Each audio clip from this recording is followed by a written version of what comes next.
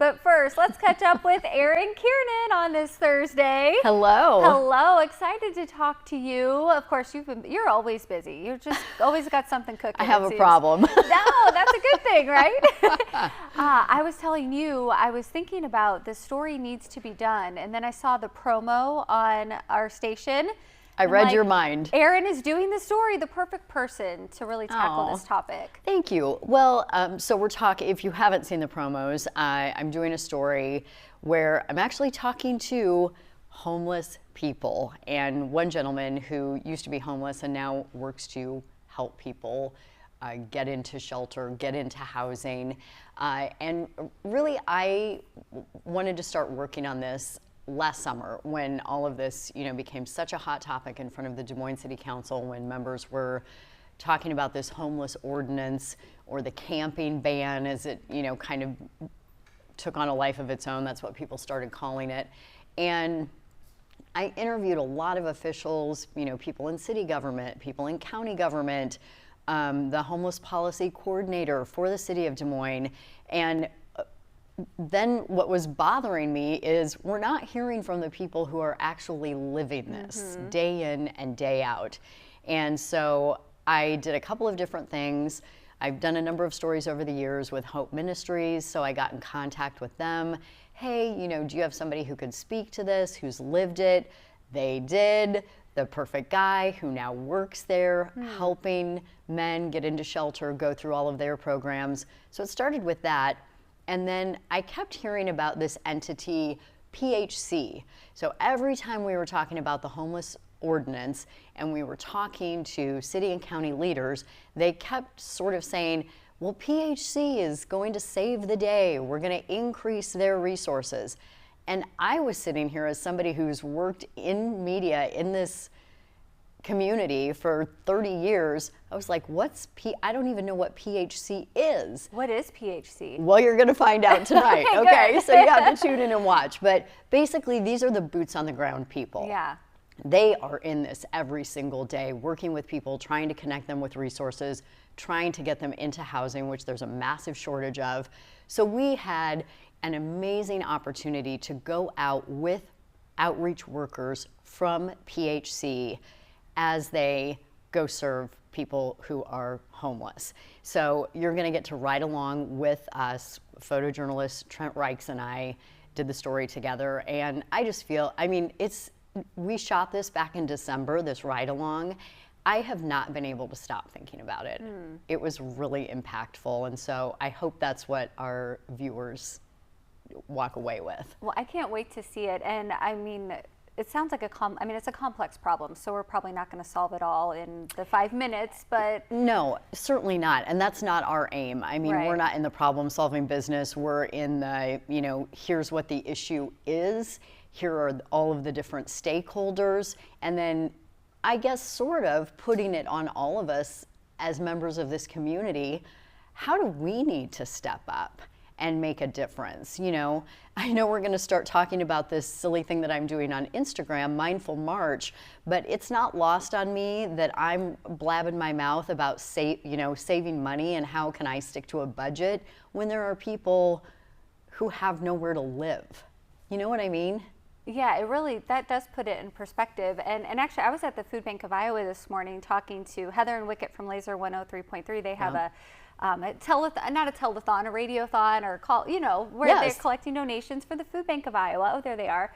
Talking about food insecurity. So on that same note, and, they even said, hey, somebody gave $1,000, but that's what they can give. But all of us can probably give like $1 or $5. Yes. And, and be mindful of that. Maybe even think, oh, what could I give up with this money to help feed someone else for the week? Exactly. Or, as we're doing the Mindful March things, because a lot of people have said to me, okay, you're inspiring me to not buy a bunch of junk on Amazon, I don't know about you, but I follow a lot of influencers, where it's like, click here and it'll take you right to the product. And I'm like, oh yeah, I need, the gazillionth bottle of face cream, or, another pair of jeans that I will probably hate. No, I do not. But the flip side of that is, what can we get rid of that we no longer need. And I can tell you that being out with these people from primary health care, the need is so great. And so, you know, what do you have that you can get rid of and give to these? There are so many wonderful organizations just right here in Polk County that are trying to fill that gap, and they would love to have all of the stuff that we are getting rid of. And okay, talk to us about Mindful March. Is it just you're trying to be mindful with spending, time, all the above, like everything you're doing? You know me, I'm not going to sugarcoat it, right? It was supposed to be Frugal February, but I couldn't get before. my act together for Frugal February. I was like, this is never happening. So I started talking about it at the end of February and sort of making fun of myself, right? And then the response I got from people, it's a great barometer, right? Yeah. When you just sort of do this word vomit on social media and then, you know, people respond to it like crazy. So then I was like, okay, well, you know, it doesn't have to be February. We can do it in March. What should we call it? Many people said, let's call it Mindfulness March or Mindful March, whatever. So it can really be whatever you want it to be. But for me personally, I'm really trying to stop what I call stupid, frivolous spending. And there's, you know, a lot of that for me. So I'm trying to give people different tips and tricks that I've, you know, gleaned from other sources. Yeah. I'm not a financial expert or a financial planner by any stretch of the imagination, but, you know, many people are taking many different approaches with it. So it's really whatever you want it to be. I'm just putting content out there and hoping to sort of keep myself and others accountable. Okay, so now I'm thinking, like, what can we call April? What can we call Yeah, May? exactly. Let's get something for every month. Okay, I love that. Any big takeaways you have from what you've been doing for Mindful March that we can take into the month for us? I'll give you two right off the top. So I go through phases with this where I have a big, I won't name a brand, a coffee problem, okay, right? I mean, I make coffee at home every day, but then it's like, oh, you know, here's an example. I have worked so hard on this big story, I deserve a coffee. So I go get a coffee. And, you know, it's not cheap. It's like, let's just say generally $5 you're gonna blow when you go to any coffee shop. So I did the math. What happens if, let's say every day for a year you forego the $5 cup of coffee and you add that up, what's that total? Well, it's like nearly $2,000. Oh, wow. Yeah. So then, okay, then what would happen if you took that amount of money and you put it into a CD that is earning not a ton of money, but just like a middle of the road interest rate?